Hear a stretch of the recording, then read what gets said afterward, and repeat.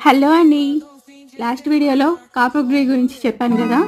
అలాగే ఫ్రూట్ తీసుకొచ్చి water resistance అవునో కాదో చెప్తా అని చెప్పాను. అందుకే కంపారిజన్ కోసం పత్తి చెట్టు నుండి దూదికాయ, అలాగే కాపర్ ఫ్రూట్ 2 తీసుకున్నా.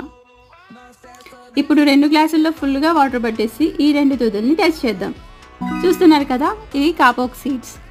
కాపోక్ అంటే తెలుగులో బురుగు చెట్టు అని.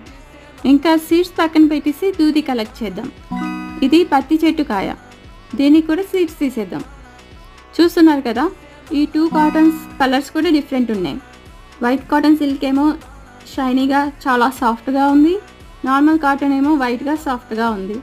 ఇప్పుడు వాటర్లో ఈ 2 సపరేట్గా డిప్ చేసి 15 మినిట్స్ ఉంచితే ఒరిజినల్ కాటన్ ఏమో మునిగిపోయింది, వైట్ కాటన్ సిల్క్ ఏమో ఇంకా వాటర్ పైనే ఉంది. సో వైట్ కాటన్ సిల్క్ని వాటర్ రెసిస్టెన్స్ అనడంలో తప్పే లేదు. కంటెంట్ నచ్చితే వీడియోని లైక్ చేసి ఛానల్ని సబ్స్క్రైబ్ చేయండి.